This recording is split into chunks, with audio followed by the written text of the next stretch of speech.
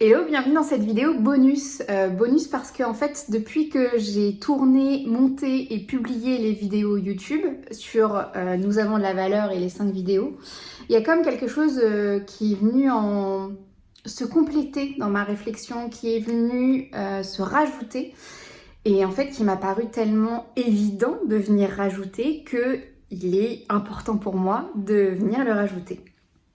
En fait, le moment où je me suis dit, mais au fait, j'ai pas parlé de l'âme, j'ai pas parlé de ce truc-là qui est en nous et qui est censé répondre à toutes nos questions existentielles et comment on y accède. Et en fait, dans ce petit bonhomme-là, comment en fait ce truc tu sais, la source collective, ce truc-là, comment il est en fait dans mon corps, comment il se manifeste dans mon corps, comment il se concrétise pratico-pratiquement dans notre corps.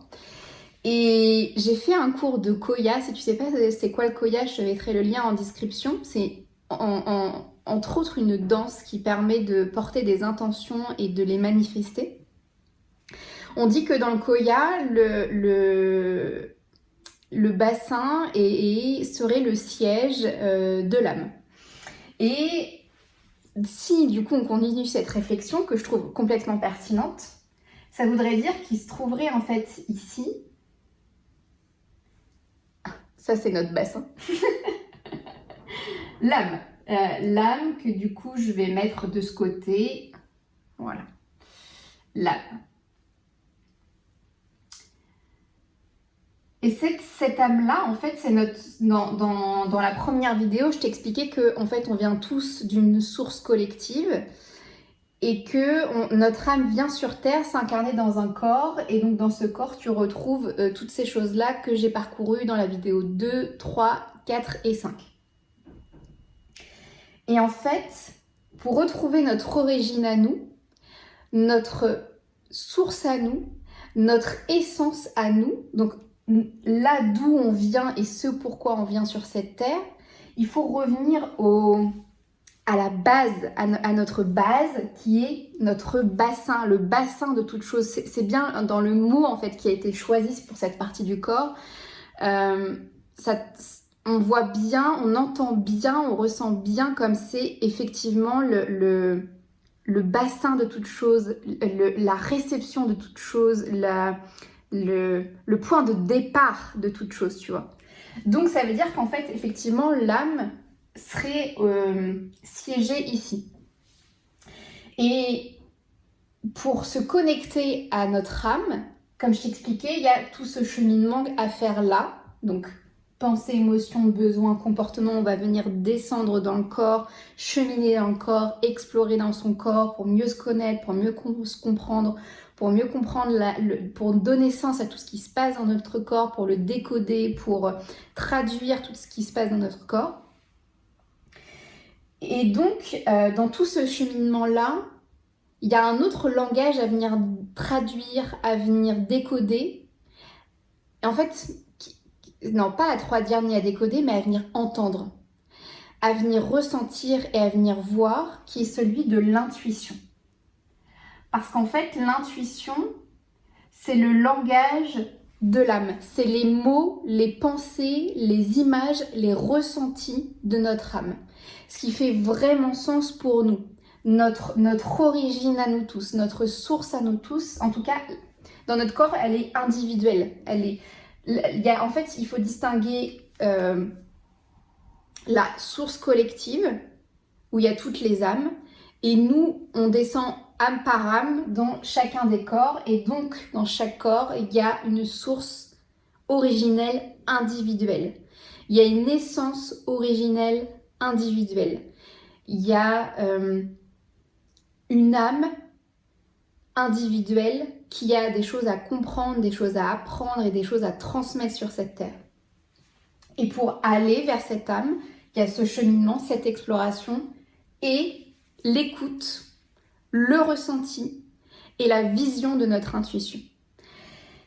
Et l'intuition, c'est ces petits moments où dans notre cerveau, ça fait clic, où dans notre cerveau, ça fait... où on a une pensée qui est fugace et qui a un autre en tout cas pour moi, qui a un autre ton de voix, un autre rythme de voix ou un autre volume de voix aussi. Je sais que moi au départ, parce que j'entendais souvent ça, donc j'ai envie de vous partager ça. On me disait oui, tu vas voir la voix de l'intuition, elle est différente de la voix des pensées, du tout le blabla interne qu'on se fait et qui peut nous peser.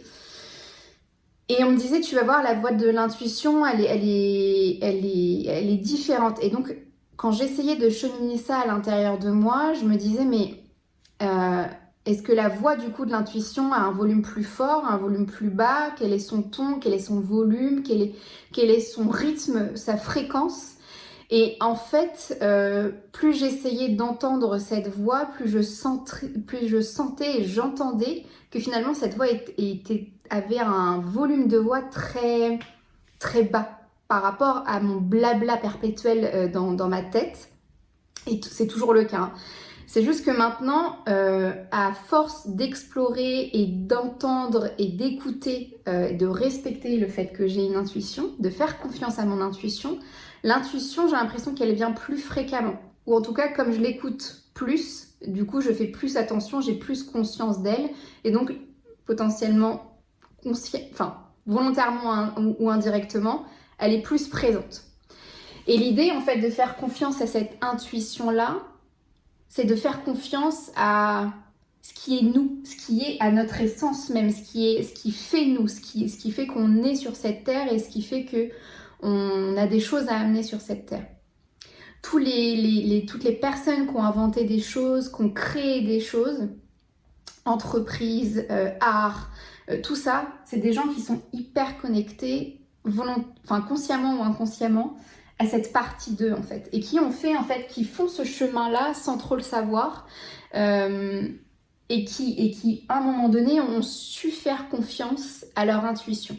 Parce que le truc qui se passe dans notre corps d'humain, c'est que on a tous ça, on a tous notre intuition, on y est tous connectés, mais on peut parfois oublier qu'elle existe ou ne pas l'écouter, comme en fait les émotions. On peut faire semblant de pas avoir, de les nier, de ne pas l'écouter, de ne pas ressentir l'intuition, de ne pas faire confiance aux images que l'on voit, de la vision qu'on peut avoir. Et donc, où est-ce que je veux en venir avec ça ? Et donc, on est tous connectés à notre intuition, mais cette intuition-là, cette voix-là, cette vision-là, ce ressenti-là qui est très profond en nous et qui est à la base de nous tous, peut être enseveli, caché, avoir moins de présence dans notre conscience parce qu'on va avoir des pensées... ce qu'on appelle des pensées négatives, en tout cas tout ce blabla interne, tout ce bruit, tout ce son interne de toutes ces pensées qui s'embrouillent, qui s'enchaînent. Et si on ne fait pas de place en fait à notre intuition, on peut s'écarter de plus en plus de qui on est. Et donc ça, le fait de s'éloigner, d'avoir une distance de son intuition, contribue à cet éloignement qu'on peut avoir de nous. Et à l'inverse, se reconnecter à soi, se reconnecter à son intuition nous permet de revenir à ce qui est à notre essence, à ce qui fait qu'on est nous, qu'on est unique, qu'on a cette base originelle, unique, individuelle. L'intuition, là, comme je t'en ai parlé, elle est très interne. Je te parle d'une voix, je te parle d'image, je te parle de ressenti. Elle peut être aussi extérieure. L'intuition, elle peut venir de quelque chose où on fait une demande, genre je sens à l'intérieur de moi profondément. Donc on descend profondément. Je sens profondément à l'intérieur de moi que là, je sais pas, j'ai besoin de comprendre plus sur Sur l'intuition, par exemple, je sens que profondément, je veux en apprendre plus sur l'intuition, que je veux explorer ça pour moi, que je veux pratiquer ça, que je veux amener plus ça dans mon quotidien, parce que je sens que ça va avoir un impact sur ma vie, que ça va changer ma vie. Faire cette intention-là profondément va venir créer en fait dans ton extérieur, dans ton énergie, dans ce que tu vas dégager, parce que ça vient de là, donc ça vient vraiment, tu vois, l'énergie elle vient pas que du cerveau, et c'est pas du bullshit, et c'est pas du mensonge, ça vient d'ici, c'est authentique, c'est aligné, c'est... Yeah, tu vois, ça pousse en fait ton énergie, ton aura, ta vibration à quelque chose de je veux explorer ça. Est-ce qu'on peut m'amener à l'extérieur de moi ce que je veux pour ça? Et il va y avoir comme les choses qui vont se créer autour de toi. Tu vas traîner sur internet et puis en fait tomber sur un atelier sur l'intuition. Peut-être que c'est comme ça que tu es tombé sur cette vidéo. Tu vas te promener dans la rue, rencontrer un ami que tu n'avais pas vu depuis 10 ans qui va te parler que tiens, il vient de faire un atelier ou vient de lire un livre sur l'intuition. Voilà, toutes ces choses-là vont venir se recouper. Parce qu'en fait, comme ça vient d'un besoin profond, d'une vibration qui est vraiment incarnée et qui est vraiment là, présente, et bah du coup ça vient se manifester, se voir aussi dans ton extérieur. Donc c'est comme si en fait en étant connecté à ton bassin, donc à ton âme, donc à ton intuition, tu vas venir créer à travers toi ce que tu veux pour toi parce que tu l'as senti, parce que tu l'as vu, parce que tu l'as entendu. Et donc les choses vont comme s'aligner naturellement, de manière fluide, de manière naturelle, de manière simple, de manière concrète dans ta vie. D'où l'importance en fait de venir faire par exemple des pratiques de pleine conscience comme la méditation pour calmer en fait ce blabla, ces bruits, ces sons, ces questions en permanence de notre cerveau qui sont utiles pour mettre en place ce qu'on a compris ici pour nous, pour mettre en place, pour concrétiser ce qu'on a mis en place ici pour nous, mais qui sont inutiles quand c'est que dans la tête en fait, quand c'est que des pensées, du bullshit, du blabla, des questionnements à longueur de journée, de la réflexion, du mental à longueur de journée, des pensées à longueur de journée, où ça reste là. On le sent tous, vous voyez cette énergie qui est prenante, qui est pesante, qui est lourde. Et ça c'est ce qu'on appelle un mental bas, je crois, dans la spiritualité. Et en fait le mental haut, c'est celui où en fait on viendrait... faire le tri entre ses pensées. Et donc faire le tri entre ses pensées, ça veut dire quelles sont celles qui sont du bullshit, quelles sont celles qui sont de mon mental, et quelles sont mes pensées qui viennent en fait de mon intuition, qui sont connectées à quelque chose qu'on appelle l'esprit, le haut mental. Parce qu'en fait, ça vient se connecter à quelque chose qui est plus grand que nous, qui est plus profond en nous, qui est plus intense en nous. Et pas quelque chose qui est juste à la surface et qui est qu'illusion en fait. Par exemple, une peur, la décoder, c'est faire le tri dans ma peur, c'est l'identifier, c'est la discerner, c'est voir en quoi elle est importante pour moi. Et donc, au lieu de rester dans une peur qui nous bloquerait, qui nous ferait tourner en rond, on vient prendre du recul sur cette peur, on vient en faire quelque chose soit de plus petit, soit de plus doux, et on vient la rassurer, la protéger. C'est ce qu'on fait dans les coachings par exemple.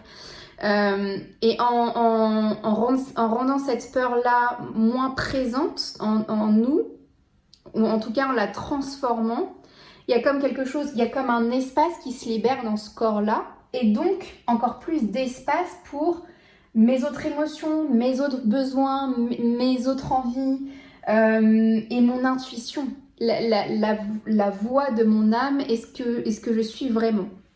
Et donc finalement, au fur et à mesure de faire grandir cette conscience en nous, au fur et à mesure d'explorer ça en nous, au fur et à mesure de se connecter à son intuition, il va y avoir comme un espèce de cycle et de pratique quotidienne de l'authenticité. De comment je peux me sentir de nouveau alignée, ok, je pense ça, ce que je suis en train de penser, ma peur, ma colère envers cette personne ou ma tristesse que j'ai en ce moment, qu'est-ce qui se passe pour moi? Quelle est cette émotion? Quel est le besoin qui est caché derrière? Qu'est-ce que je peux faire avec cette émotion-là? Parce que l'émotion, elle est naturelle. Par contre, le choix et ma décision par rapport à l'émotion, qu'est-ce que j'en fais? Ma pensée, quand je suis en train de penser ça, quand je suis en train de me dire, je suis en train de flipper, j'ai peur, etc. Quelle est l'émotion qui est derrière? Quel est le besoin? Quel est le comportement? Quelle est l'expression de mon émotion? Comment je décode ça? Comment je vis au mieux avec ça? Comment je la libère? Comment je la transforme, etc. Fait plus de place à mon âme, mon intuition. Et c'est en ça où toutes les personnes du développement personnel, vous disent descendez dans votre cœur, enfin descendez dans votre corps, descendez dans votre cœur, descendez dans votre âme, en tout cas, et soyez à l'écoute de votre âme, soyez à l'écoute de votre intuition. C'est en ça où c'est important pour nous tous de redescendre et d'aller explorer notre monde intérieur, simplement, concrètement, par le corps, par le physique, par ce qui se passe en nous, pour découvrir qui on est réellement, comment on fonctionne réellement et quelles sont nos intuitions, quels sont nos messages pour nous, quelles sont les images qu'on a pour nous, quelle est la vision qu'on veut pour nous, pour le monde, etc. Quels sont les ressentis qu'on a par rapport au monde et qui font qu'on a envie d'amener ça dans le monde pour nous et pour le collectif ensuite. Voilà, je vais m'arrêter là. Si vous avez des questions sur l'intuition, l'âme ou l'exploration de manière générale, si vous avez des partages, des demandes par rapport à ça, il y a mon contact en description. Et puis on peut aussi échanger en MP sur Instagram. Voilà. Je vous souhaite une bonne soirée, une bonne journée en fonction de quand vous regarderez cette vidéo. Bye!